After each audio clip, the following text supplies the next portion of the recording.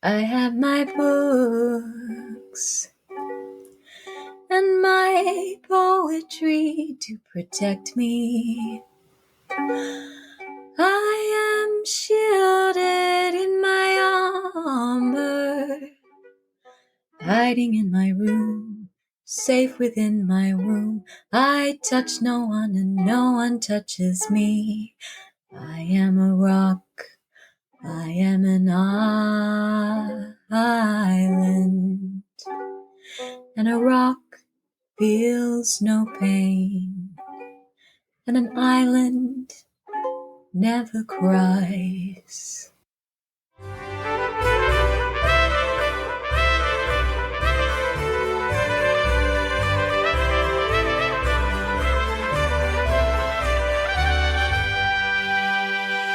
And we're live. Welcome to Avoidant Attachment Anonymous. This is Lily Rosson. Gorgeous. Yeah, when you asked me to play that, I have been practicing that song since my mid to late 20s. So Have you really? It's a bit of an anthem. Let that say what it will.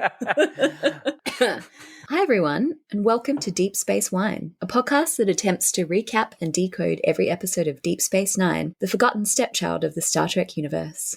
Every episode, we'll share a bottle of wine, wind down, and then wind ourselves up again with our strong opinions about DS9. Because in our social experience, there is nothing people love more than when someone talks at length about Star Trek or wine.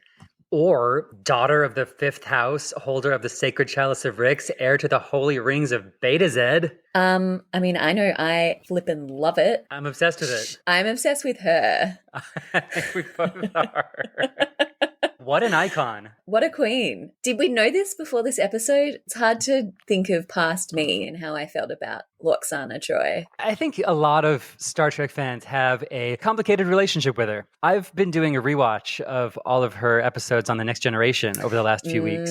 Yeah. And even the show doesn't really know if it wants to idolize or demonize her. I have so much to say about her, and I'm not sure if we should get into it now or in the episode. Maybe I'll just say, yes, she's a polarizing character, but she makes you interrogate your own feelings about gender, age, sexuality. I don't know, the way that she exists as a character within the Star Trek world, which is so sexually repressed. Oh, she's just so interesting and great and cringe and cheesy. She contains multitudes, I'll tell you what. I mean, we've talked about how sterile the Star Trek universe is.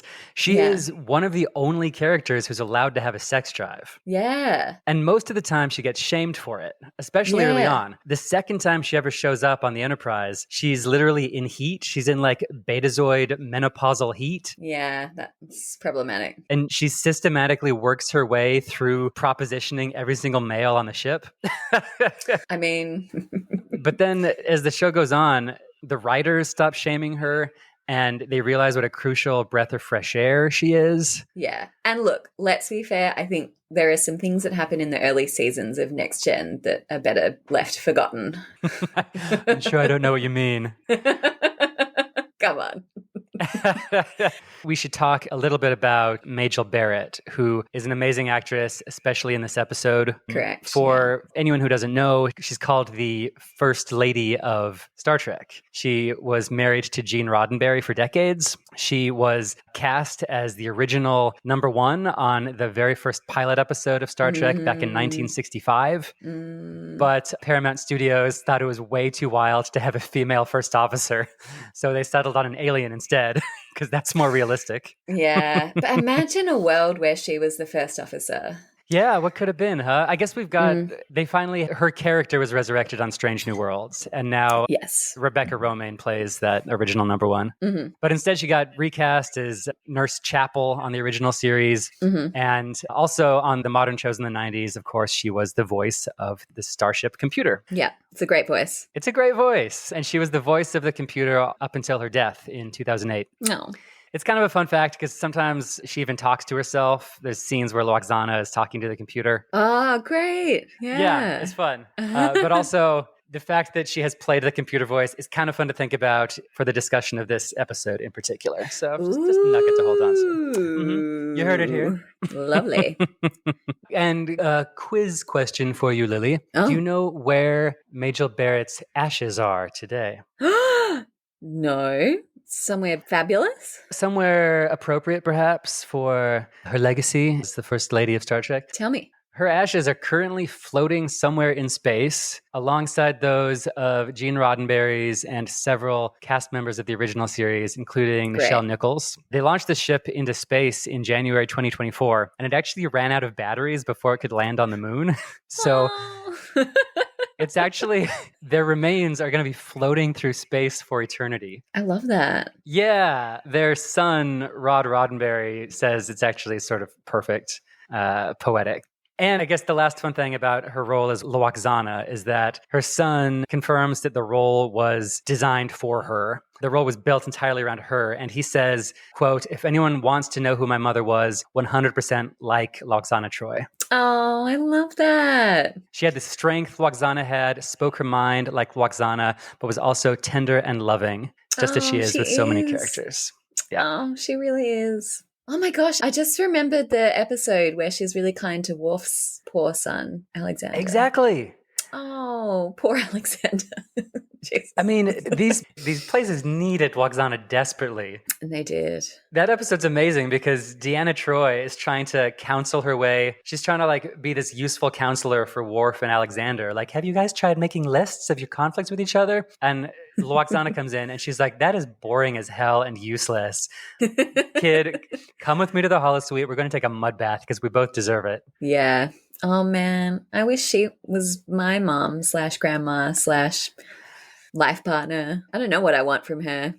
I mean, we do want women to be all things, don't we? I want her, like maybe fabulous grandma who I can talk about my love life with. Yeah. I mean, she's the ultimate optimist as well, isn't she? She's always looking for love and thinks she's going to find it. There's also something heartbreaking about her. Yeah. Once the show starts tapping into who she really is, there's a lot of sadness. She's experienced quite a lot of tragedy, and the older she gets as just an older woman in society, she has to deal with feelings of being forsaken, perhaps. Oh, yes, The Forsaken, the name of this episode. Did we mention that? What? Episode 16, The Forsaken. Yeah. I was going to call this episode Wigtastic, but you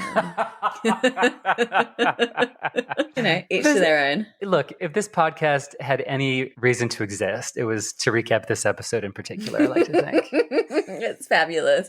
It's just a treat for all the senses, isn't it? Yeah, exactly. Let's see. Do you want me to briefly introduce my little thesis? Yeah. Tell me your thesis. Hit me. I argue that this episode heralds the arrival of an unsung queer icon to DS9. But I am not talking about Lwaxana Troi. Oh, Got you there, didn't I? Because I mean, we all know Lwaxana is. I personally want Lwaxana Troi to be like the grand dame of a gay pride parade, absolutely. But I'm actually talking about Odo. Yeah. It's been said many times that the Ferengi and Quark are sort of 20th century humans. But in my essay, I will argue that Odo is a 20th century queer human. Yeah. Right? Sorry, were you expecting some arguments? I'm so on board. Keep going. Because we have dipped into this before, but I think this is the episode where Odo's journey sort of begins in earnest.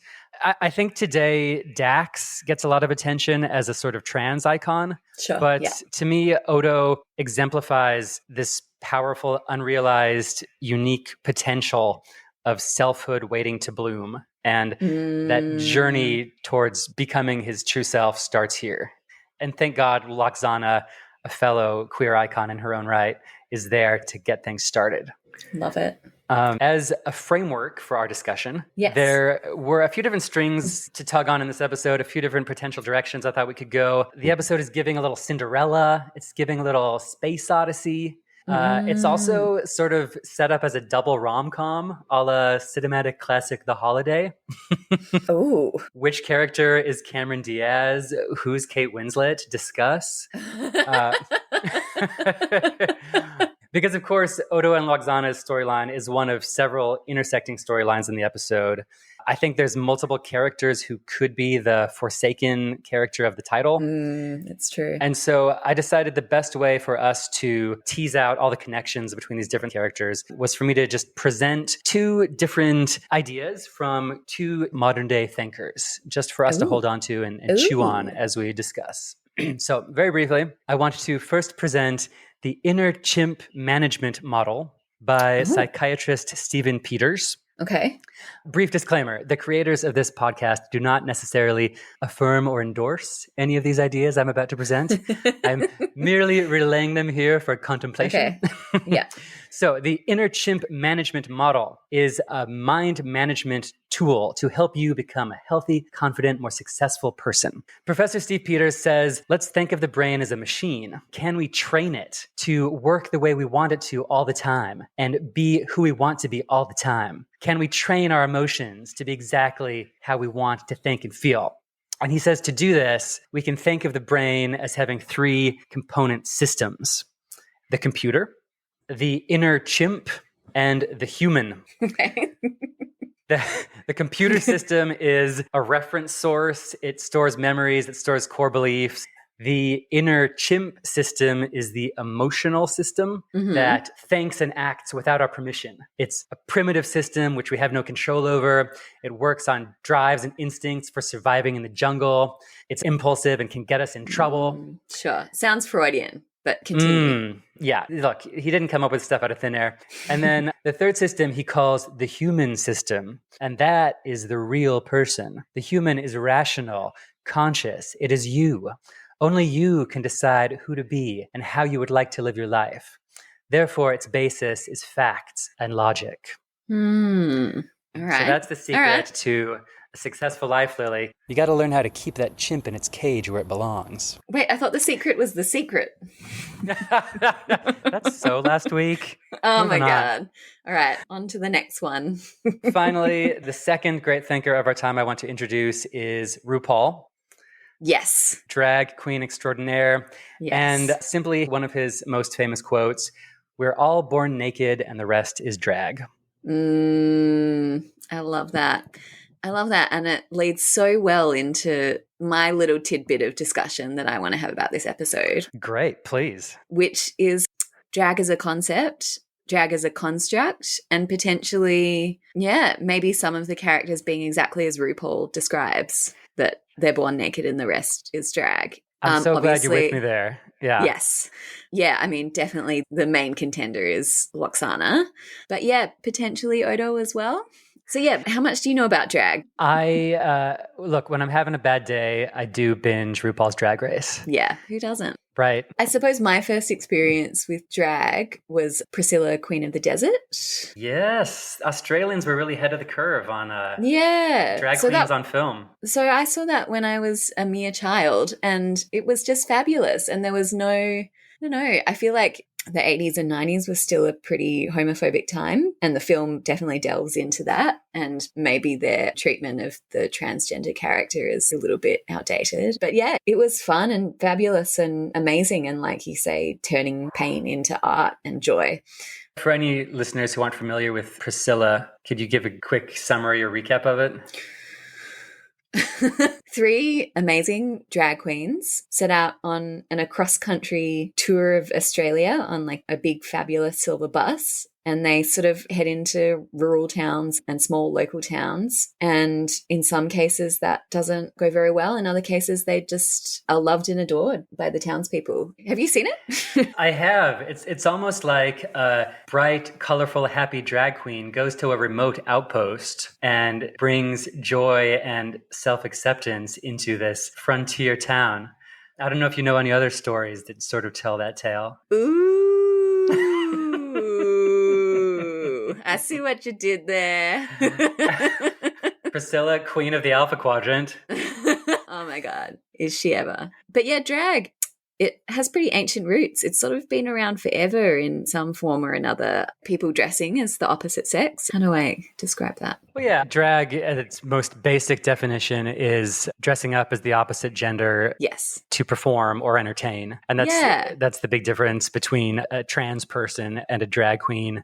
Drag is a form of entertainment. Yeah. And I think a form of, in sort of more recent years, a form of like intersectional expression because it has involved the transgender community. It has involved the African American and Latino communities. And if anyone has seen the 1990 documentary Paris is Burning, directed by Jenny Livingston, I think maybe it mainstreamed ballroom culture, which Madonna grabbed by the horns and turned into a number one hit. Exactly. So voguing, that's how everyone knows about voguing. Yeah. But yeah, it was these groups of societies cast to the side, also looked down upon, sort of finding this joy in dressing in drag and performing and being in these pageants. But yeah, then I also did like a little bit of reading because obviously drag has changed, and I think it was more predominantly gay men that were involved in drag. And there's been like a little bit of within the community, like a little bit of friction between transgender people competing, women competing. Yep. But I think it's becoming a little bit more... Yeah, straight men. Exactly. Yeah. I think it's becoming a little bit more inclusive. And because I was thinking about the character of Lwaxana Troi, I did a little bit of research on women who perform in drag, and they're given the name faux queens or bio queens. And bio queens. Yeah, there's actually a dancer and performance artist called Phonique. Her real name is Monique Jenkinson, and she was the first female drag queen to win a major drag pageant. She won Miss Tranny Shack in 2003. Miss Tranny Shack? Yeah, but it's an interesting perspective. She sums up drag and she says, drag comes down to a sort of self-awareness, a self-consciousness about playing around with femininity, as well as also being a rejection of traditional oppressive forms of masculinity. And that's sort of part of the affinity with gay men that women have. So I think for someone like Lwaxana, I think there is the idea of that performance and playing with femininity. And yeah, I think that sort of comes into her character a lot as well. And arguably into Odo's, if you think about performance and maybe even traditional forms of masculinity. Oh, because the other direction I thought we could go for this discussion was, of course, gender roles and gender norms, because there's so much traditional femininity clashing with traditional masculinity in this episode. But I think, and we can talk about that, but it's all performed. And what's interesting to me is how intentionally the characters choose to perform this and how happy those performances make them, because drag is a choice that drag performers make. And there's a few reasons that they do. One is to explore their own identity. You were talking about the relationship between drag and trans people. And actually, over the course of RuPaul's Drag Race, the last decade or so it's been on, quite a few drag queens have discovered their trans identities through their drag persona and realizing just how core femininity is to who they are. And it's been this journey of discovery. But then another reason drag performers do it is happiness. Like Lwaxana Troi, they've experienced a lot of pain and loneliness and isolation and rejection, and they choose joy and bubblegum wigs and exuberance and flamboyance. And you see Lwaxana making that choice every day. And I think that's why she's a drag queen to me. Yeah. Oh, I love her. Right? I did not realize how much I loved Lwaxana before this episode. Oh my God. All right. Should I quickly talk about the wine? Yes, please. Tonight, we will be drinking a 2017 Beaujolais. This is from a producer called Pierre-Marie Chermette. And this is from the Moulin à Vent, which is the appellation, the region. And this is the Le Trois Roches. And I'm so sorry for the pronunciation, but there it is. I'm Australian. You could fool me. So this is a Beaujolais Cru de Beaujolais, which we haven't done that yet, have we? We've done a Gamay, but we haven't done a Beaujolais. We've done Gamay, that's right. Yeah. So a Gamay is the grape that is used in Beaujolais, which is like light-bodied, high acidity, and it's quite a thin-skinned grape, which is why you get that light body and sort of lower tannin. Beaujolais, well, it's the region, but it's technically a part of Burgundy, but it has a climate more like sort of the Rhone Valley. Beaujolais, I'm not sure who said it, but it's been called the only white wine that happens to be red. And I kind of see I kind of see what they mean because it is just so drinkable. It's kind of the red table wine in France. Beaujolais Nouveau, which is not the same as Beaujolais Cru, but it's very, very popular and has a bit of a bad reputation because I think historically it's been pretty easy to grow and produce because you can grow it, pick it, bottle it in very quick succession. So I think there's like been a bit of a glut on the market, which often coincides with a bit of poor winemaking as well. And then there was a really bad year of Beaujolais in 2001, and there was all kinds of controversy attached to it. I recommend doing some reading because it's quite funny. A wine writer called it vin de merde, which means shit wine, essentially. And, and then I know that word. And there were like court cases and stuff. It's quite funny. What? But mainly I think it does get looked down on because it's quaffable, smashable. But what we're drinking is a Beaujolais Cru, which is much more highly esteemed. So this is the Moulin au Vin, the area that it's from. And these are more like single vineyard or small vineyard where they grow it and produce it. And it's very terroir driven. And so the Beaujolais Cru, a little bit more interesting, a little bit more tannin, and they also age better. So the other kinds of Beaujolais, you just have to drink them straight away. There's no point aging them. But these, you can leave them for a while and potentially they get better with age. Maybe a little bit like a certain Betazoid we know. So, aging better than any of us. Exactly. Beaujolais and Lwaxana Troi. So I'll just quickly take us through a couple of notes. This is from the producer. This is really great. They talk about the robe, the nose, and the mouth. And I think maybe that's the translation. I don't know if this is a wine term, but by the robe, they mean like the color and the look of it. Okay. Yeah. Thank you. Deep, shiny, limpid ruby with crimson tints, very thick tears. Do you know what that means? What's a tear? Well, tears is the same as legs in wine. What are legs? And you've never heard people talk about legs? Got some legs? I feel like we're judging a drag queen's get up. I know, isn't it great? So basically, if you have wine in the glass and you swirl it, you'll see the way it, like sort of the viscosity of how it pools in the glass. Yep. So tears or legs is sort of what the viscosity is describing. So with this one, it's got like a kind of thick viscosity. So when you swish it or like pour it. Tears and legs are sexier words than like streaks. Streaks, exactly. Yeah, no one wants to talk about streaks. That's disgusting, Cole.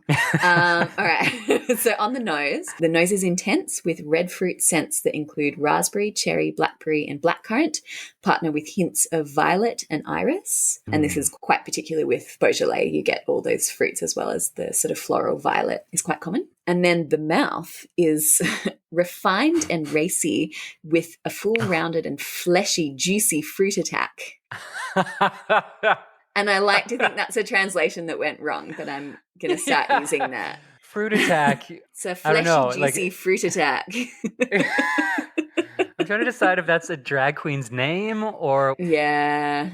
So that's the wine. Beaujolais. Amazing. I don't think it'll be the last Beaujolais that we drink. Just putting that out there. Shall I? Can we please? I did open this earlier to give it some breathing.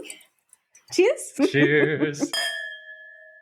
Mine is delicious. Oof. It's really sharp. Really good. You find it sharp? It's like a really sweet berry and a bite of tart cheese all at once. Yeah, it's got that savouriness as well, doesn't it? It's so good. The Gamay grape is a combination, and this is quite ancient. The Gamay grape was a combination between Pinot Noir and some kind of ancient white varietal that doesn't exist anymore. So it was like a crossbreed between the two. So it's got similar characteristics to a Pinot Noir, but it's just like so much better.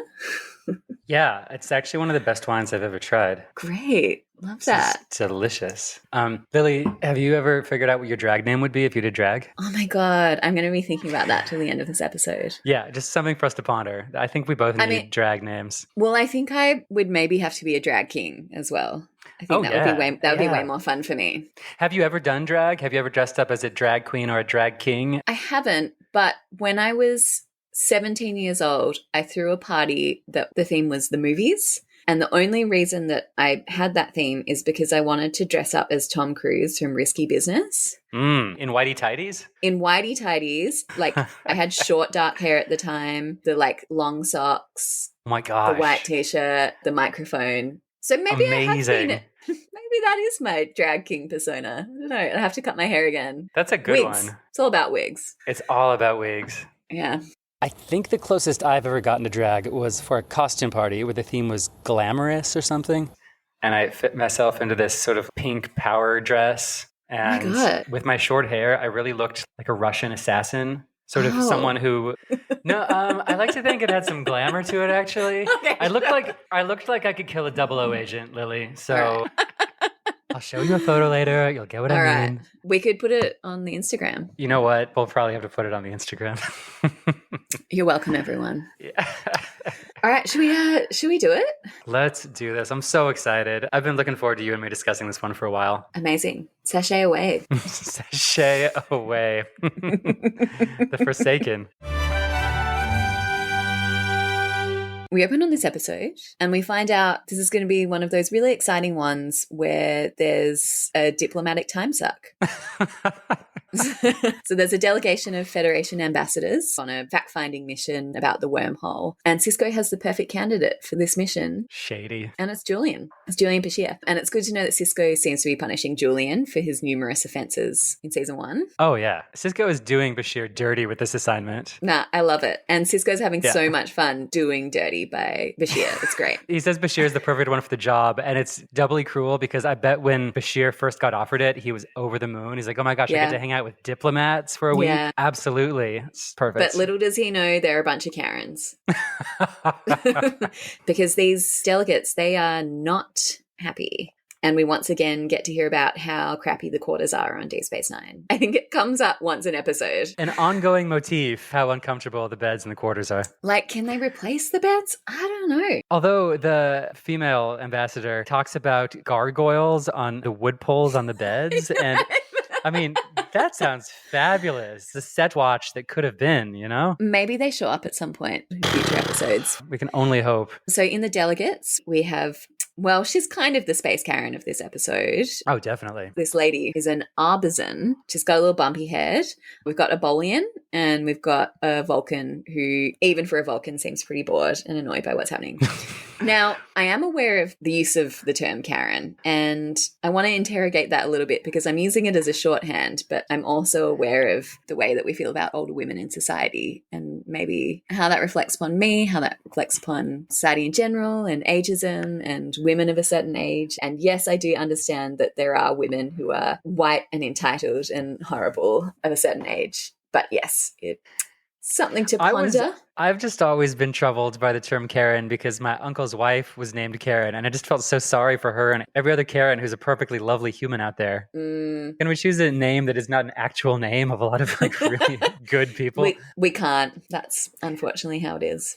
But it is interesting because Karens, yeah, you're right. They have to be at least, 45 or older. Mm-hmm, and I think they've suggested Becky for like the more millennial types of difficult white people. So there is a bit of ageism in there. And just downright misogyny. So... Yeah, anyway. Where are the names of, what do we call white men who are being jerks? Well, I think that we could call them a Karen and that would be funny. Yeah, but we don't. We just let them continue to be jerkish men because men are allowed to be jerks more than women are. Preach. That's why I'm a jerk every day. Yeah, you quit your jerk ways, Cole Paulson. I won't. So she has a fabulous updo that looks like something that you would have done for a ball in the late 90s / early 2000s. And if you're a millennial woman, you know what I'm talking about. The Bolian also has a pretty fabulous gold brocade jacket. I'm in love with that jacket. Yeah, the jacket's so good. I would 10 out of 10 wear that. The Bolian's getup is sick and I want it. Yeah. Granted, I don't have blue skin, so I don't know if it's my seasonal color palette. Which season is this Bolian?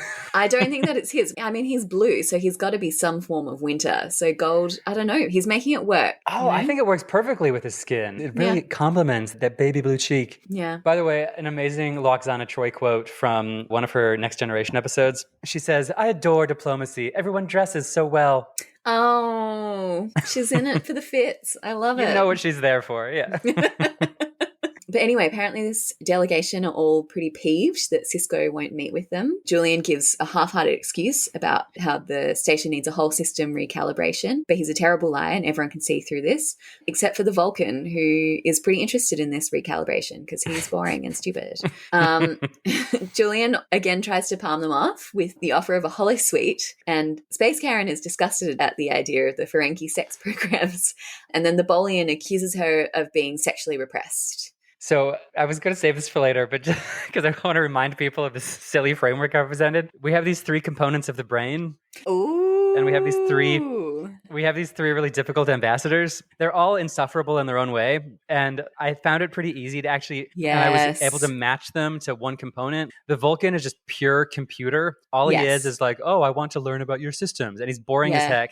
The Bolian has this huge ego and he's convinced that he can fix everything. He's the star of the show. He's just like pure self and ego in the Freudian sense. Yeah. Or what the model calls the human component. Sure. And then the Arbizon ambassador, she's just the epitome of repression, right? Stamping out her chimp entirely. Oh, just let that chimp flag fly, lady. Just do Girl, it. You'll feel great. Karen, let your hair down. But finally, we're rewarded with the first sounds and glimpses of our favorite thirsty MILF, Lwaxana Troi. And she looks amazing. And that's when we know this episode is going to be a winner. She shows up as a drag queen. Yeah. She's got pink bubblegum hair, and her shoulders have wigs too. I mean... No. It really is wig-tastic. Yeah. So she's in a form-fitting fuchsia dress, and like Cole said, it has these amazing embellished shoulder pads, and I think it's also got ribbons on it. So many ribbons. You know what? After some really fashion-dull episodes, we've had a few in a row. Thank goodness she's here. No, Star Trek needs Lwaxana. We were in a desert. We were in the Australian desert when this drag queen showed up, and we could drink again. Like, I was having to get excited about Keiko's Bob, you know? I know. Like, literally. You know something. Squeezing the cacti for drops of water from Keiko's Bob. And I was so thirsty, and here she is. And I can swim. My favorite line from this episode. I loved it. So unfortunately she's lost her Latinum hair brooch, and I didn't know that hair brooches were a thing, but now I need to get at least 20 of them. Yeah, come on. I already have 7. Get on it. No, I don't. We also get some clues about Darbo. She's recounting this and she said, I had just made my 3rd straight cross. Whatever that means, add it to the collection of clues about Darbo over the series, and maybe we can turn it into a game by the end. Our job is try to figure out how Darbo actually works. Isn't it perfect that the other 3 ambassadors are just complaining about their quarters and their schedule, and Lwaxana is just gambling? Hitting the tables. Yeah. I love it. I love her. She's the beautiful wild ant that I want. That's it. But like, I feel like she's everything I aspire to be as a person. No, you're actually going to be my surrogate fun ant. I haven't discussed this with you yet, but that's the plan. I'm younger than you, Cole. Irrelevant. Ants can be younger than you. That's true. I have an Aunt Tammy. She actually lives in Vegas. She's taken me out to the tables. Tammy. Oh my God, Tammy sounds amazing. How do I not know about Tammy? Aunt Tammy is so much fun. She's a little sister of the family, and she takes me out and we have a great time. So, oh my God. And I think she's finally approaching like Lwaxana age. So I do have an Aunt Lwaxana. You do. I'm a blessed man. You don't need me. I can be your peer. It's fine. If you insist. Also, very funnily, Lwaxana says, I've been wigged. And I'm like, yeah, you have. Yeah, so she's saying that her Latinum hair brooch has been stolen. And Lwaxana grabs Squawk by the ear and demands that he deal with it, and rails off her title that Cole did for us so nicely at the top of the episode. Daughter of the 5th house, holder of the sacred chalice of Rix, heir to the holy rings of Beta Zed. Thank you. You're not even reading that. I know you just know that. But lo, the knight in shining armor, Odo, comes to her rescue. And so begins the greatest romance in the entire series, I will argue. I will not argue back. You hear Odo's voice and the crowd parts like the Red Sea. And it's amazing. Yeah, so he sort of starts questioning her about whether she definitely had the brooch in her hair. And she says, I never use this hair without it. And I feel like I'm just going to have to start quoting this lady verbatim. Did the show know that they were doing drag? And did the audience? Because this is just amazing stuff. That's the question. I guess all we know is that this role was made for Majel Barrett, who was, the wife of the creator and producer of Star Trek. So this was her fever dream. She's like, I want to be an over-the-top, horny, freewheeling, libertine drag queen. And so she's such a queer icon. She's like Liza Minnelli or something. She's just it's just larger than life. She's larger than life. And she makes no effort to play by everyone else's rules. She really doesn't. She really does her. Somehow like both Liza and Lwaxana are doing the rest of us a service by breaking the rules, And I think maybe that's the definition of a drag queen. Like they break the rules so we can all sort of live vicariously through them.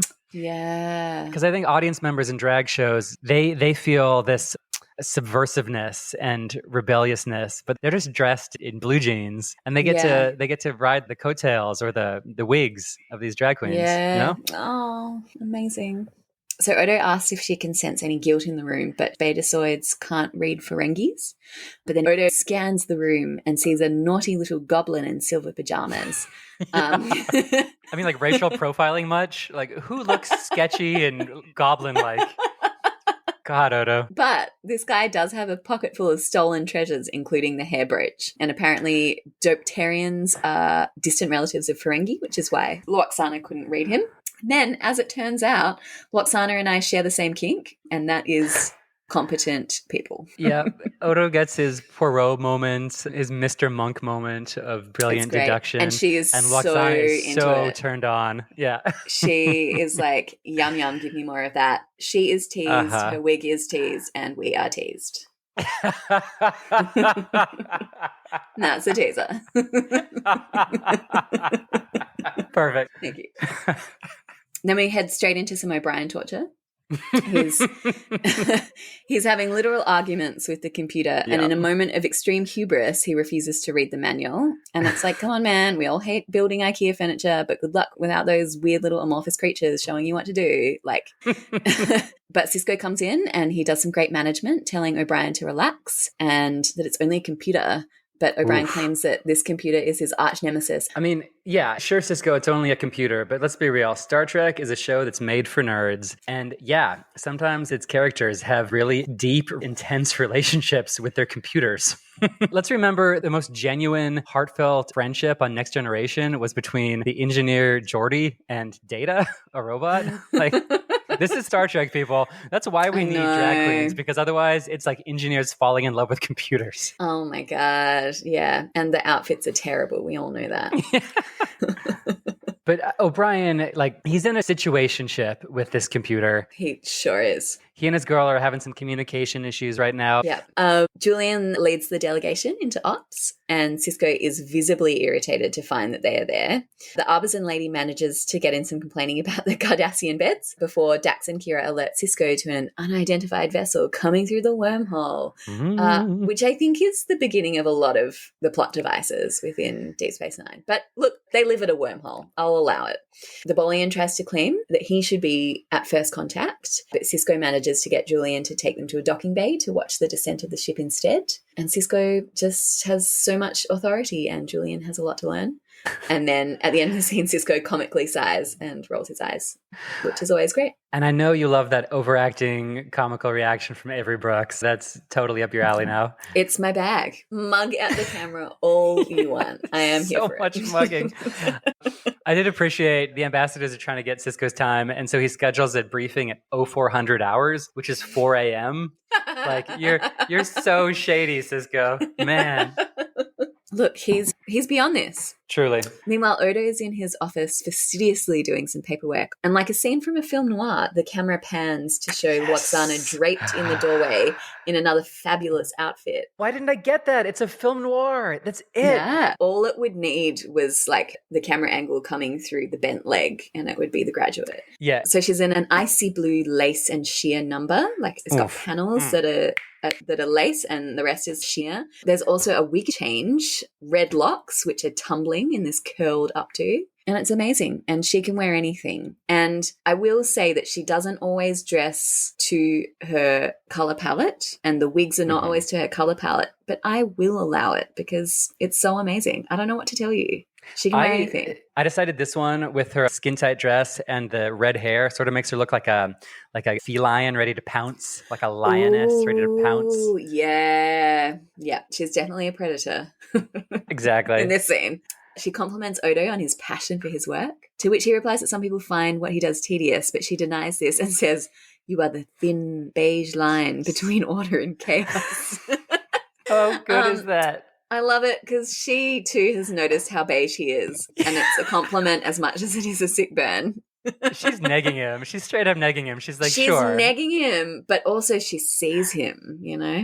And then as she walks around his desk, we see that the skirt is like a full hooped skirt, like you say, sort of like a lion, like she's ready to pounce. Like a mane. The dress is it's sort like of like a mane almost. Yeah, Yep. It's amazing. And Odo asks if she has lost anything else, to which she replies, "Only my heart." And her game is like very cheesy, but she always goes for exactly what she wants. And she does. You just have to admire it. She's admire it. Instantly vulnerable with people as much as she's confident and assertive. She lays it all out But she does. There. I mean, she pins him against a wall. She starts circling his communicator as if it's his nipple. Should we give just a little airtime to the vocal gender switch group? Yeah, the vocal people online who complain, you know, the whataboutism of what if Lwaxana were a man? She'd be cancelable. Like, why do we accept Lwaxana's behavior when a man doing what she does would be, you know, beyond the pale? It's a good point. I guess, do we totally accept it? I don't know. How do you feel about it? I've just handballed the question back to you. Yeah, thanks for that. And get ready for a man to put his foot in it, everyone. I don't think the show necessarily endorses her behavior. She's not exactly like the hero of the show, is she? But she's a marginalized character. Yeah. I mean, granted, she's apparently absurdly wealthy. She's like the nobility of Beta Z, but she's also an aging single woman. And I think we've already said there's a sadness to Lwaxana, which translates into desperation sometimes. Yeah. And this is an act of desperation because she's painfully lonely, which is not to say, man, I've had a glass of wine and I'm scared about what I'm saying here. Can a middle-aged man be marginalized for his age and lonely? Absolutely. I am going to pass the ball back to you again. I guess these things are interesting because within the power structures that exist within gender norms, I guess particularly in the 90s, it still exists today. This is not a script that you really see play out in film and television, and probably, to be fair, in life. I mean, obviously it does happen, but do I think that Lwaxana is going to sexually assault Odo? No. He's powerful in his own right. He's a shapeshifter. He could just goo out of there at any moment. It's not like he's going to be overpowered by this woman. And I think sometimes you need to look at the power structure that exists within the context to consider what's actually at stake here. So, you see a giant hulking man standing over Kira and doing the same thing to her. It just does tell your brain something different within the power structures that exist. Does that make sense? Hilariously, my dad actually has an issue with the way that Kira can take out any 6-foot Cardassian man with like 2 punches. So maybe that's a little unrealistic too. Sure. But Lwaxana has a strength of character and a strength of will. And I think that's what we admire about her. I think you and I are probably both very grateful she's not our mother, because she did drive Deanna Troi completely insane. Yes. But we appreciate her going after her wants and her needs without hesitation. I think this is a good time to bring up my other theory about Lwaxana. So she can read people's minds, right? Yeah. So, okay, here's my theory about Lwaxana Troi and the mind reading. So she is kind of always convinced that men want to sleep with her, right? Mm-hmm. And I think that's because they do. Hear me out. Hear me out. She is a good-looking woman. Mm-hmm. Maybe it's not the greatest part of their mind, but maybe it is the, let's call it the animalistic side, the Freudian side, the chimp. The inner chimp. There's a part of Captain Picard. There's a part of, there's definitely a part of Riker. There's potentially a part of Odo that wants to, do that thing with Lwaxana Troi. And I think that she is obviously getting the full gamut of everyone's thoughts and emotions and feelings. So she would be hearing horrible things constantly. She would be hearing the worst thought crimes that people are hearing. And somehow she manages to pass through this and find the positives in what people are thinking. And one of them is that there's a part of them that wants to sleep with her. I love That's my theory. Again, going back to doing drag is a choice and it's choosing happiness and joy. If you are, again, imagine being an effeminate gay man in society, and every interaction you see the homophobia and hatred in people's eyes, but instead you choose to put on a wig and dance away. Lwaxana can read men's minds, and a lot of the time, at the fore of their minds is you are an annoying, shrewish, middle-aged woman who I want nothing to do with. But she chooses to look past that and also hear that part that's like, also you're curvy and beautiful and fascinating. And that's what she chooses to hear. Yeah. I love her. She is amazing. Another amazing quote from the scene. This episode is full of amazing quotes. She says, "All the men I've known have needed to be shaped and molded and manipulated. Finally, I've met a man who knows how to do it himself." Yeah, I mean, she's so honest. She puts it all out there. This is who I am. Yep. So yeah, after she says that, she goes in for the kiss, but Odo pretends to hear the com calling him, and he literally runs away. But Lwaxana doesn't seem to mind this. Part of her likes the chase. She loves the chase. She is kind of a predator. And also, I need her earrings, so you can put that on the list of presents for me, Cole. Noted. It's a growing list, but thank goodness December is coming. Look, if anyone needs to know what I need, just prop watch and fashion watch. That's all I got to say. I'm easy to buy for. Back in ops, O'Brien seems to have come to an accord with the computer, and it seems to be doing what he wants for now. The computer is not playing hard to get anymore. Odo runs into Cisco's office and tells him he has a problem and it's named Lwaxana. He explains that she seems interested in him, and Cisco is clearly so tickled by this and asks, "Have you thought of letting her catch you?" Cisco suggests a romance, to which Odo replies he has no time. Yeah, I have no time. Spoken like every closeted gay teen when his aunt asks him why he's single. I'm just so busy with drama club, Aunt Tammy. Or every avoidant attachment person. Do you know any of them, Lily? Never met them. Don't know them.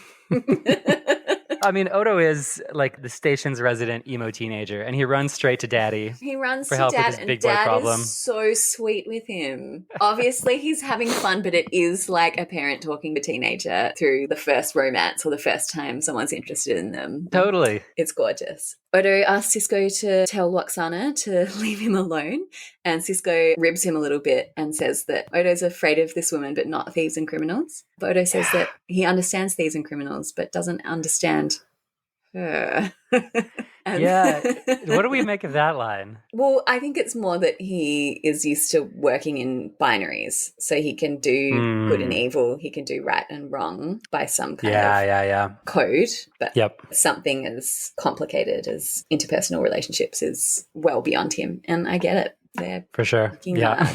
I feel you, Odo. Cisco replies that he should handle the matter with great delicacy.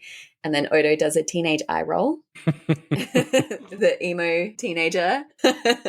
My mom, one of her favorite lines when I used to go to her as a kid to ask her how to do something, like, "Mom, how do I do this tricky thing?" Her answer would always be, "Very carefully." Cisco says, "Handle it with great delicacy." Like, all right, Mom, Dad, don't help. Classic parent move. So good. Uh-huh. Look, they all mother and father each other in this TV show, and it's amazing. They need it. Yes. Oh, do they? The scenes between Odo and Cisco are some of my favorites, I think, particularly in season 1, where this dynamic is playing out. I mean, Cisco's big daddy energy is on full display. Yeah, he is a daddy. Can I say that? I said it. You've said it so many times. As if this is anything new. What? I don't know why I'm getting coy. Not sure. What is that Beaujolais doing to you? Back in ops, O'Brien, Dax, and the Bajoran ensign, who's just in this episode, and you think that she's going to be important, but it's kind of a red herring. I don't know. She was meant to be a recurring character because there's another young, attractive brunette Bajoran engineer later in the season. She was supposed to be the same character, but this actress didn't work out. Right. Yeah.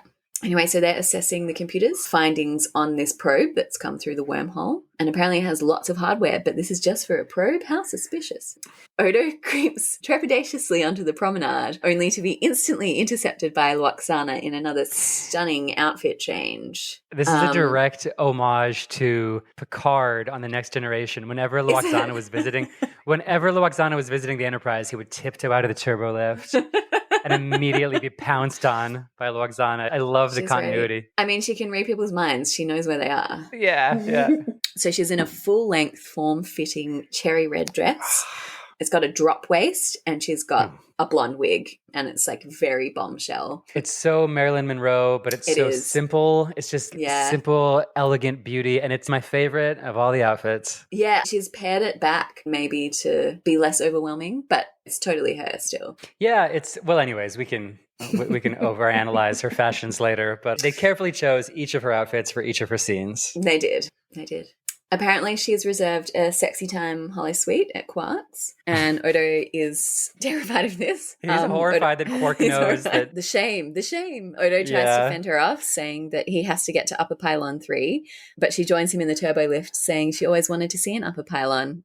Is that a phallic reference? Definitely. And speaking of, Odo tries to impress upon Lwaxana that he is in no way physiologically similar to her. And he says, I don't eat. This is not a mouth, etc. And every 16 hours, he turns into liquid, to which she replies, I can swim. Which is so good. Even her delivery, Majel Barrett, she knocks this character out of the park. I know. She doesn't say it seductively. She just says it matter-of-factly, like practically. Totally. All right, I can swim. It's just like off the cuff. It's like classic rom-com. And in another classic rom-com trope, the lift breaks and they're stuck together. Oh my gosh. It is the tropiest of tropes, but I'm here for it. I mean, what century do you think playwrights realized that the best source of drama was to put two unlikely characters trapped together in a room? Yeah. Like ancient Greece? I don't even know. It's the oldest trick in the book. Probably. Yeah. Where everything falls away and you're just two people. Yeah. By the way, she suggests arranging for a picnic up on the upper pylon, which is a very tried and true tactic of hers. She invites men to picnics at least 2 or 3 times on The Next Generation. It's her go-to. And she absolutely has a type also. She always goes after these stiff, repressed, soft-spoken men. Oh, yeah. Which, Aunt Tammy, if you're listening, I've seen your dating history. You always go after the Odos and the Picards. Wow. Tammy, she is getting called out this episode. No, I love my Aunt Tammy. She knows what she likes. She knows how to melt the hearts of those repressed, soft-spoken men. The avoidant ones. Exactly. Back in Ops, Cisco yells at O'Brien to get everything fixed. And I feel kind of bad for O'Brien because he was at the top of the episode talking about how the computer's a real problem. And Cisco's, well, it's just a computer, but justice for O'Brien. The IT guy is always disrespected until the computers break down. And then he's the most important person in the office. But Cisco's still disrespecting him. Yeah. You have to really have the capacity to fall in love with computers to even want this job, I think. And as a couple of Luddites, you're doing God's work. So well done to you. Amen. Kira contacts Odo to inform him that he might be in there for a while, and then they give whatever bogus sciencey reason for why he can't check shift out of there, and that's why he has to be stuck in there. Yeah, but it's a setup for an amazing joke later on. The turbolift is full of these electrical currents, and so he would fry himself if he tried. He would fry himself. Yeah, that's true. Back in the turbolift, Lwaxana suggests that she and Odo get to know each other, but Odo would prefer to sit quietly. And she says she can do that, but after some hemming and hawing, she admits that she can't actually sit in silence and starts to recount the story of when she and her daughter were stuck on the Ferengi cargo ship. Did you watch that episode by any chance? I did. Next Generation, Season 3, Majel Troi. Yeah, but I do wonder if she can't sit in silence because she's surrounded by people's thoughts as well. Interesting. Well, but I think this is where the show starts to turn you around on your perception of Lwaxana, in my opinion. Because up until this point, she asserts herself, but to a really annoying and exasperating degree. But here, she's stuck in a turbolift. Odo tells her to be quiet because that's what he needs. And she's really honest. She's like, Odo, I can't do that. And it's this moment of vulnerability and self-awareness where she says, you need quiet, but what I need is to talk to you while I'm trapped in this turbolift and I can't help it. It's who I am. And it's a sign that she understands and knows herself. Right? Yeah, and then once Odo gives her permission to start talking, she goes on and on and on about what happened back on this Ferengi ship. And there is the slightest, I don't know if you caught it, but she says, at first it was totally a question of expediency when I made love to him, this Ferengi. Which is wild because you watch the episode and she is trying to distract this Ferengi kidnapper so that Riker and Deanna can escape. But Yeah. it is not implied at all that she sleeps with him. Yeah. And here it's implied that she even sort of enjoyed it, sleeping with this Yeah. Ferengi kidnapper. It is Sure. like Lwaxana is wild and we love it. And you would only hear about it in Deep Space Nine. They would never talk about that in Next Gen. That's It's such great. a good call too. That's yeah. great. God, she's amazing. But then, of course, after she's been ranting about this Ferengi situation ad nauseum, that's when Odo is like, I just wonder how many volts really are on that exposed circuit in the turbo lift door. Yeah. But look, that says more about Odo and his ability to be in the presence of people talking about relationships and love and sex and his own feelings of shame and loneliness. You know, it's sort of like a classic misdirect when someone is telling you something about themselves, which might be a bit, you know, vulgar or crass or even just sexually explicit. For someone that is not at all comfortable with that, perhaps ashamed and repressed, they turn it into something, I don't know, like honestly, that's very such, telling. I mean... Odo. Oh. Moving on. Bashir and Cisco chat about the delegation and they're in Cisco's office, but it's a shot I hadn't really seen before. And they're sitting next to some really great 90s decor. I was so hoping you would notice the tchotchkes in Cisco's office. So there's what looks like an Alessi kettle. And also this like sort of chrome abstract art piece. Whoa. What is an Alessi kettle? So what are you on about? Alessi is like an Italian designer. Okay. Well, they do all kinds of things. They do like furniture and they do homewares. Yep. And so there's something that looks a lot like an Alessi kettle. And on this note, I found a really great Instagram account called Star Trek Design. And so if anyone else is into prop watch and fashion watch, they often actually find the pieces that have been designed for Star Trek. And if you follow our Instagram account, I often repost them if I find them pretty. That's amazing. Yeah. You know what? I don't know if I told you this, but last Christmas I did find the conical coffee mugs, the purple conical coffee mugs that they drink Rectigino out of. But it would have cost like $90 to get it shipped from the US to Perth. Oh my God. Like maybe when I'm in the US, I'll get one for you, but they do exist. Oh my God, Cole. Don't play with me like that. I'm sorry. I've said too much. Forget I ever said that. I want those mugs. I don't know what to tell you. I'll just get you an Alessi kettle. No, I've got one. Don't worry. Great. Moving on. Julian claims the delegation are dedicated to being unhappy, and he calls them the ambassadors of unhappy.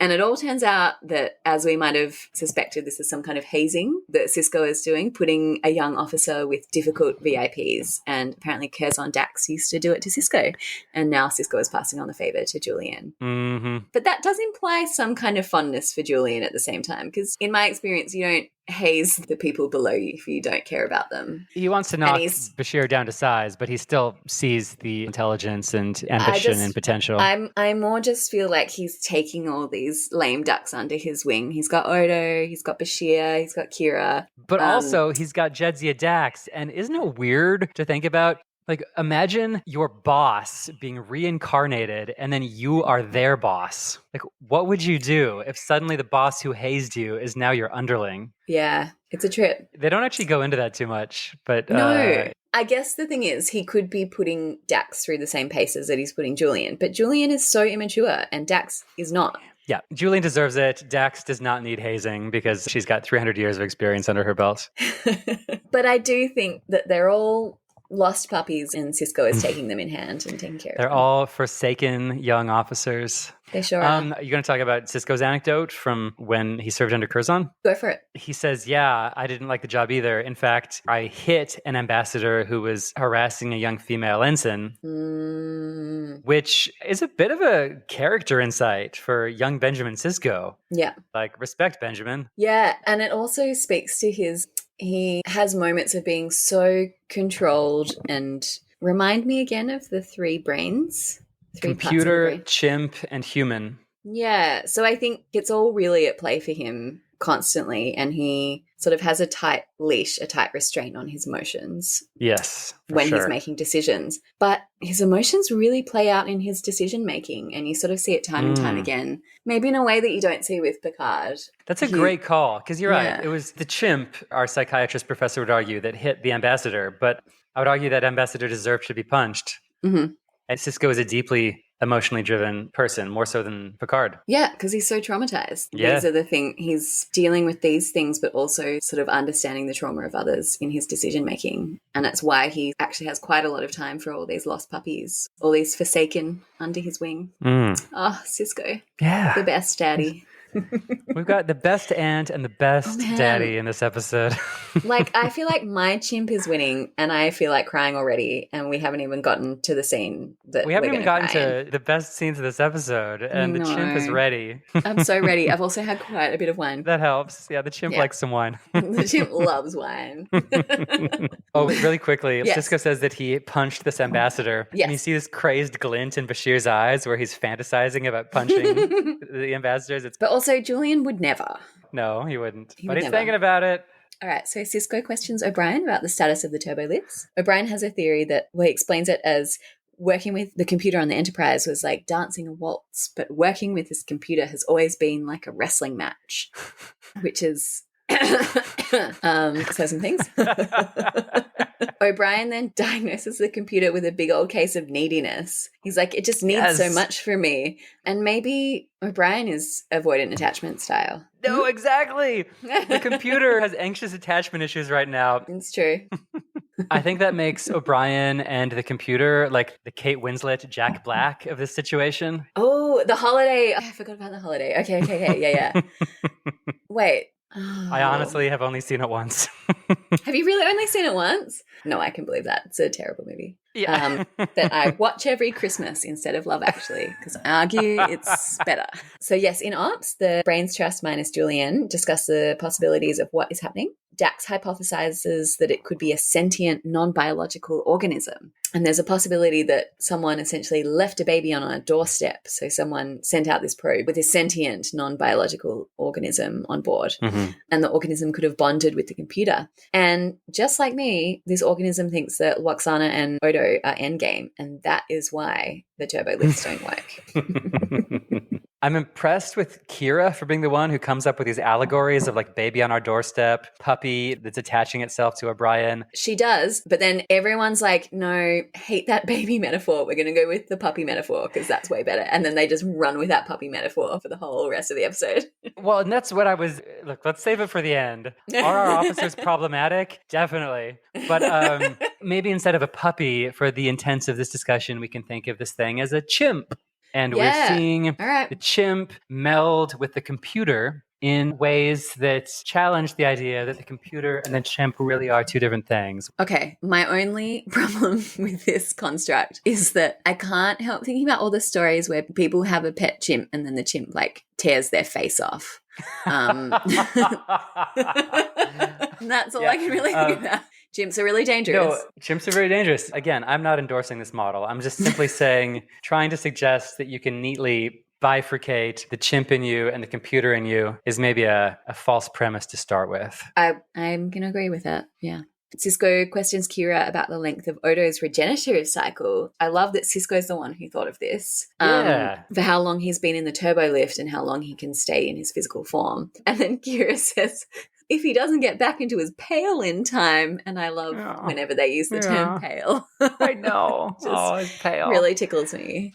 O'Brien then attempts transferring the organism off the station, and as we could have foretold, it doesn't work, and it's lights out on Deep Space Nine. Dope. Yeah, and Bashir walks down the promenade with the delegation in the dark, and they begin to shit-talk O'Brien. And at this point, Bashir is starting to get a little bit tetchy, saying that, for goodness sake, it's the frontier, like, we're just doing the best we can, and also that is my future boyfriend, so just, like, back off.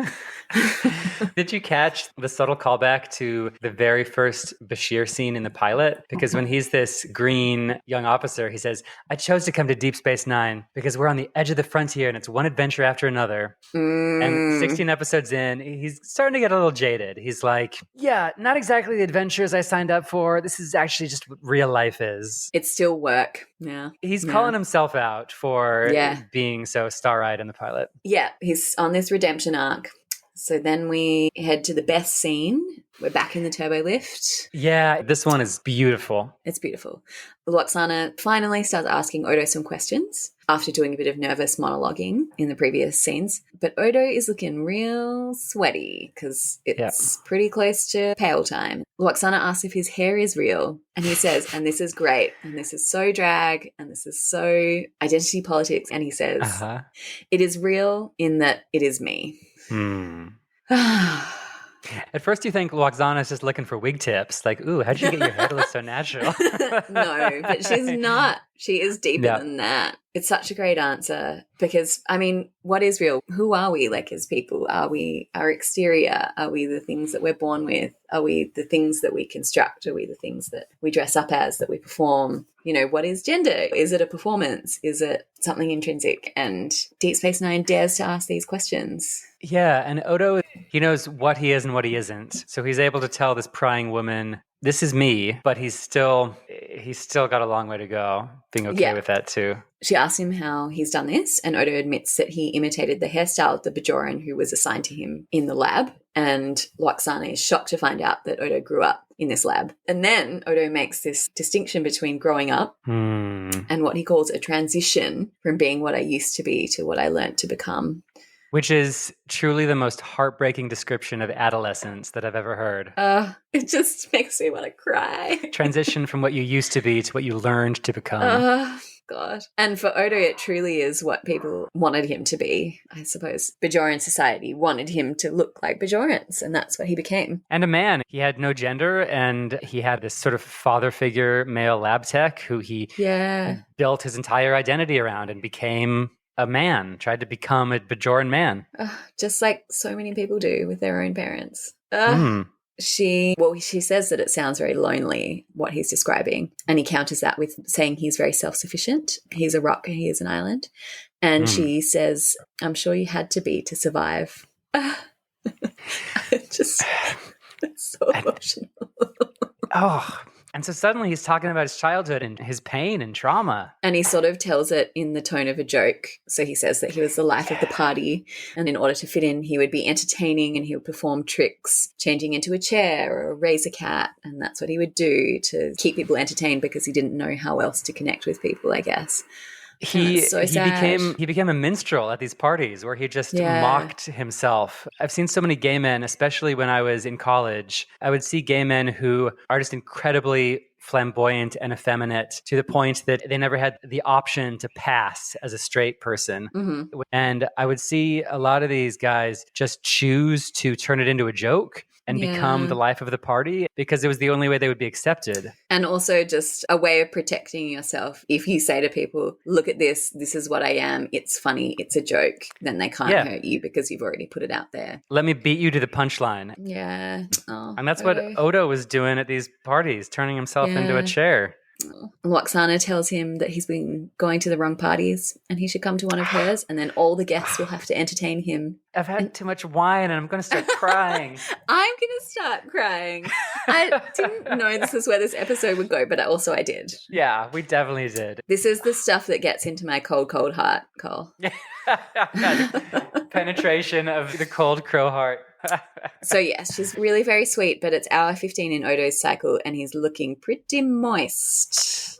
And this is when I thought of Cinderella, because it's like he's going to turn into a pumpkin after 16 hours. Oh, he is. In some beige slippers. Who fits in Odo's beige slippers? Back in ops, as the STEM crew attempt to fix the issues with the computer, a plasma fire breaks out in the visitor quarters, blasting the delegation in some kind of cosmic karma for their entitlement and overall boringness. Wait, Oh, what did I miss? They do this crazy thing with the computer where they try to slow its brain down and... Oh, yeah. The ensign that we never hear from again is pulling things out. It's like brain surgery where you keep the person playing the violin or singing or whatever. And did you get the film homage in that scene? Oh, no, I didn't. Oh, was it Space Odyssey? 2001 Space Odyssey. Yeah. Yeah, the way he finally kills Hal at the end. Hal's singing a song, trying to distract the guy, and he's like slowly pulling all his tubes out, and Hal's voice starts to slur and drag, and it's even lit up like a red board, just like this was. So this was a very deliberate 2001 homage. And I just blazed right past it. Oh, man. Thank goodness I'm here to slow things down. But honestly, because I can be basic and I just care about wigs sometimes. But yes, the pulling random diodes out of the computer backfires extraordinarily. It There's a does. huge fireball, which, yes, is the exact same fireball graphic that we saw just one episode ago when Kira's imagination created a fireball. Look, why waste a good thing, you know? Make the most out of that expensive fireball graphic. Mm-hmm. So that breaks out in the visitor quarters where the delegation and Julian are walking. So the whole thing's on fire and they don't know what to do and it's a terrifying situation. Save the Karens. And it looks to be that Julian is going to be pretty useless. Or is he? As he always has been. O'Brien and Dax discuss the life form that's on the probe that's been alone for so many years, and then they extend the lost puppy metaphor, talking about it's like someone leaving a lost puppy at your door. And O'Brien, in his Irish folksy way, talks about how he once had a pup, and if it was left locked alone in a room, it would scratch at the door to get out. Pups don't want to be left alone. They just love attention. And that's how he works out that the life form is getting attention from them by whatever it's doing. And what they've been trying to do is separate it, but it is like putting a lonely puppy inside a locked room. It'll try to get out. And then O'Brien realizes he has to build a doghouse. No, he's got to create a little home for this dog who's just desperate for a little scratch behind the ears. Just needs a bit of good boy attention. Back in the turbo lift. I guess this is the best scene in the episode. Oh, they're both so good, though. This is the one where everyone's allowed to sob, though. Exactly. Or sob whenever, you know, you do you. But things are looking pretty rough for Odo. He is looking melty. And he's got his back turned to us and to the camera. Like, he's so ashamed he can't even face the camera. Yeah, it's like he's the Phantom of the Opera. I don't know. Lwaxana says it's all right, but Odo says no one's ever seen him like this before. No one's ever seen him so vulnerable, I guess. But he insists that he's not ashamed. He's not ashamed of this state of being, but that it's a very private affair for him. Well, he says only the male researcher, this father figure, has seen him like this. So maybe it's sort of nudity. It's like your parents see you naked when you're a young child, and then to be naked in front of someone else as an adult is a completely different thing. But at the mercy of someone else as well. Yes. And then this shot, it's from behind. You just see Odo, and then next to him is Lwaxana's wig. And she's sort of handing it out to him. And it's such a great shot. And then you turn around and she's there without the wig on. And she is a true winter because she has beautiful dark hair. And it all makes sense. But she says that no one's ever seen her without a wig. And that without it, she feels like she looks ordinary. And I've never cared to be ordinary. And even non-shapeshifters have to change.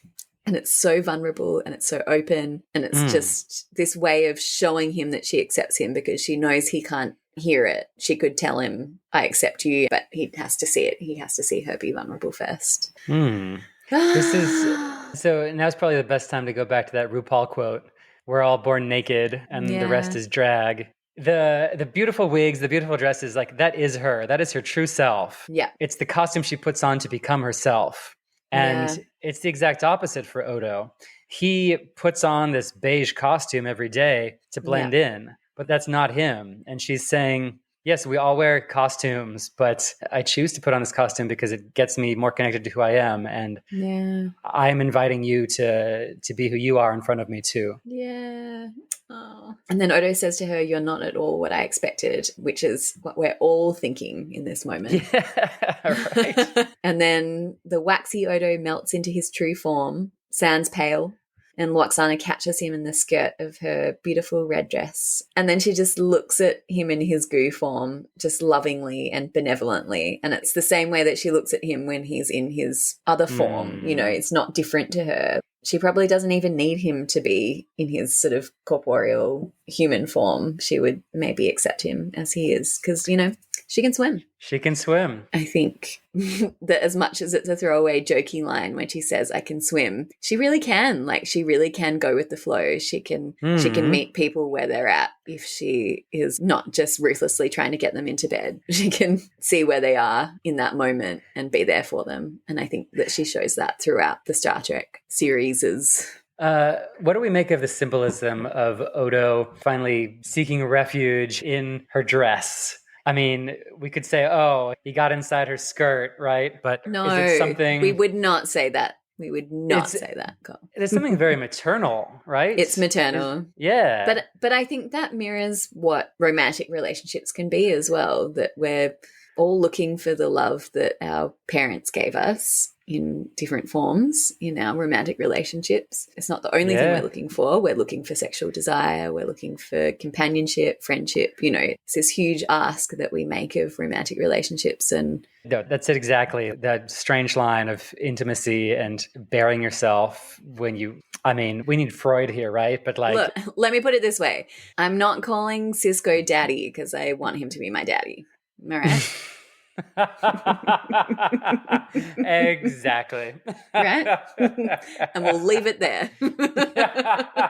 Anyway. Is there also, we've only touched on masculine and feminine roles and norms. We talked about it a bit with David Livingston. Yes. The masculine, especially the American masculine ideal, is hard, tough, isolated. I'm a rock, I'm an island. Yeah. And there's no squishiness. And Lwaxana's like, look, I'm into that. You're like a hot dude, but get squishy with me. Just let your guard down and melt into my lap. Yeah. It's almost like no wonder she's into a shapeshifter because she desires that merging of two souls in a really lovely, healthy way. And no spoilers for the seasons ahead, but I ship this romance. I think it transcends age and it transcends gender and I don't know, I think if Odo would let himself, it would have been a lovely relationship for him to have. They knew what they were doing, pairing these two. Yeah. What's great is that we get 2 more episodes with them. We do. But meanwhile, things aren't going well for the people stuck behind the door and engulfed in flames. But then we head back to O'Brien, who has made a sub-program that he's titled PUP. And then he transfers the probe into this sub-program, essentially giving it the doghouse. And then everything comes back online. Hey. Did I miss any cinematic references in that scene? Anything from The Godfather? Anything from, no. I mean, what else is there to cover after The Holiday and 2001: A Space Odyssey? That's true. The Holiday, it's up there. Cisco and Kira get into the burnt down corridor and they can't find anyone, but then apparently Julian hasn't been useless. He managed to get the delegation into the Jeffries troops. Hooray! And won them over doing this, it seems. They're all commending him, and then Cisco congratulates Julian, and Julian is surprisingly humble about this. Yep. He was just in the right place at the right time. So that is growth for this character. He's like barely even smug about it.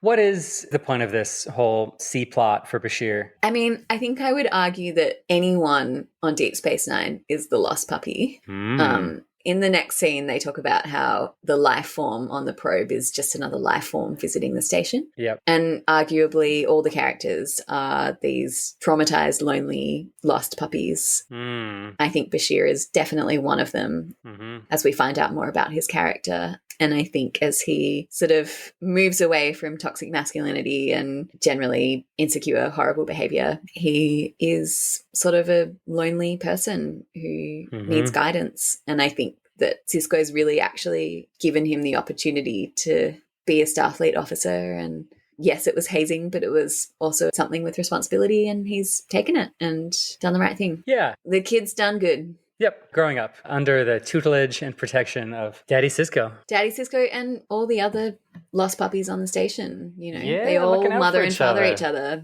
They all take care of each other in their polycule. Which is the first time I've said that, but I'm saying it. Give it time. Yeah, it's canon. Yep. Right? So Lwaxana and Odo make it out of the lift. And it's kind of funny because it almost seems like a rom-com. You know, they've come out of the lift a bit disheveled and she's putting her wig back on as they walk out. Putting her hair back up. Little sex hair. Yeah, exactly. Odo apologizes for how their picnic went. But she says when it comes to picnics, the only thing that really matters is the company. Another thing that I'm going to throw into conversation. I don't know when. Odo says, your sensitivity and discretion are appreciated. And then she says, next time you see me, I'll give you a lot more to appreciate. And then she strokes his face in this like very masculine way, like he's the ingenue and he's been the ingenue the whole time. I mean, hasn't he been? He has. He really has. Then she's walking away with back turned to him, and then he smiles for the third time. So he smiles at children. And Lwaxana Troi. Get it, Lwaxana. Yeah. And I just wish she knew that happened. But maybe she does because she can read minds. I don't know. She knows. She knows. And Odo, he really is just another one of the pups, the young pups, making his way on the frontier. Are you crying? No, I was really worried in that first of the two good scenes. I welcome it. That whole thing about me having to go to the toilet, that was just a ruse. I just needed to go get some... Just had to sob in the shower for 10 minutes. Yeah, we've all been there. So back in Ops, O'Brien and Dax explain to Cisco that they've adopted the life form rather than trying to get rid of it because it's the humane thing to do. And then I was just thinking how this episode kind of reminds me of the Tosk episode. Totally. That it's the puppy, it's the lost dog. O'Brien finally gets his little animal friend. He does. And he's put it he in the doghouse. He even calls the puppy a friend again. He's like, I made a friend. Oh. Yeah, and then O'Brien insists he'll take care of it and give it the attention it needs, to which Cisco replies, keep it off the furniture, like he's been waiting all day for that zinger. And then O'Brien smiles to himself because he's had a good day, because he's made his friend. He's so excited. He just adopted a pet. He's got a pet. He wasn't physically tortured once, just like a bit of stress. It's great. But also, is there any follow-up about this pup ever again? Yeah. Surely you analyzed this episode the same way I did. You realized just how screwed up this conclusion was alongside the Odo storyline? Yeah. Because Odo's whole origin story is like, I was found drifting and these scientists thought I was an animal and adopted and studied me. Yeah. And then O'Brien finds this thing drifting in space, decides it's a puppy, it's not a baby, and adopts this puppy. And hopefully this thing, if it does have more sentience, finds a way to assert that later on rather than being locked in some subroutine under O'Brien's watch for the rest of its life. Hey, we'll never know because they never talk about it again. Look, it was not the most captivating plot line, let's be honest. But we hope research continues because at least Odo's surrogate dad did research on him and O'Brien's just talking about feeding him bones every now and then. Like maybe someone who's not just some salt of the earth Irish worker. Let's hope Jadzia goes and plays with it every now and then and does some like Diane Fossey, Jane Goodall stuff and tries to figure out if it can communicate. Like if there's a Jane Goodall on the station, it's Jadzia Dax. So here's hoping. It's true. Communicate with that chimp Jadzia. I don't know. I feel like for O'Brien, this is just another reason to not spend time with his family. And that's what he wants. Yeah.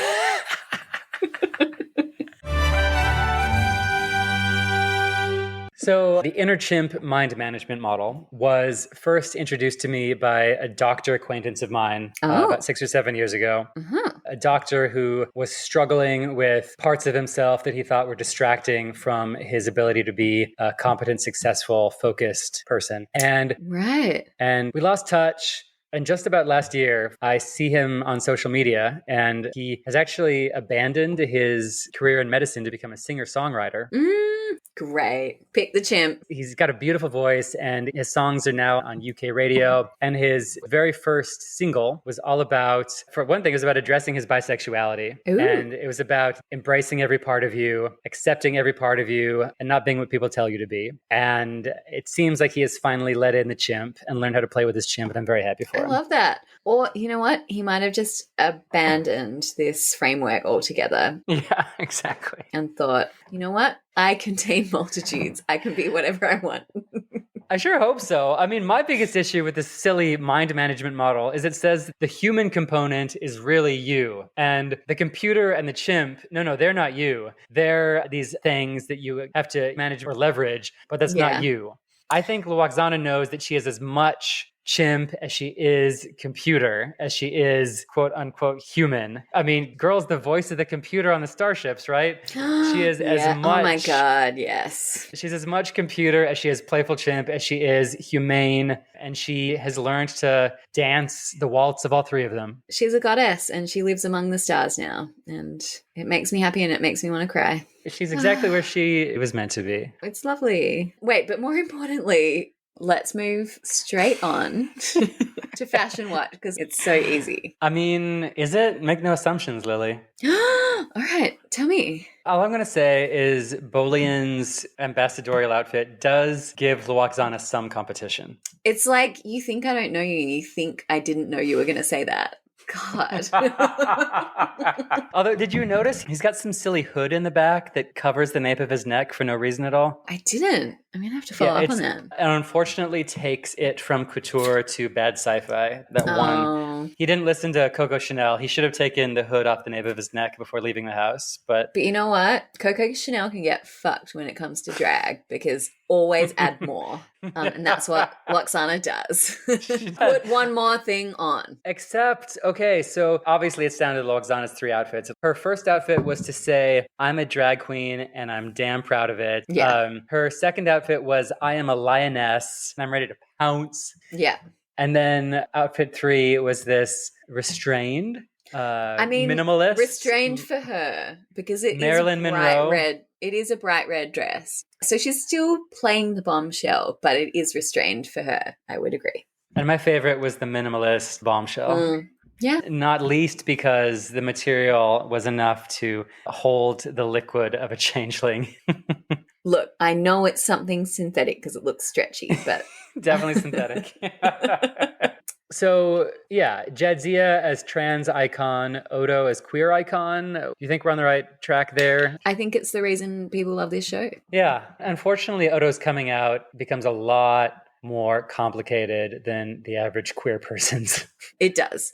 But I think the heartache is always there. The loneliness and the heartache is sort of always there at the center of it. And the feelings of abandonment and need to belong, you know? Yeah. Odo, we can't wait to see blossom into the queer icon you are and take Lwaxana's side as the grand dame of a pride parade somewhere in the Alpha Quadrant. I just feel like he should have gone on with her, had some adventures, and he would have gotten to the Great Link quicker. Like, way faster than like wasting his time with Kira. Exactly. Anyway. This has genuinely helped me realize I used to be behind Odo and Kira, but now I'm really realizing how problematic it was. Yeah. Okay, so in conclusion, God bless Lwaxana. Write into us with what you think our drag names should be. That's it. Lily and I need drag names desperately. Yeah. All right, everyone. We'll see you next week for Dramatis Personae, which has a Shakespearean dramatic bent to it. So Lily and I are going to get up there with our stuffy theatrical takes. So join us then. You know me, so stuffy. And I'm not recapping, so I will be let off my leash. Woo! Yeah. All right, everyone. We will see you next week. All right. Thanks. Bye. Bye.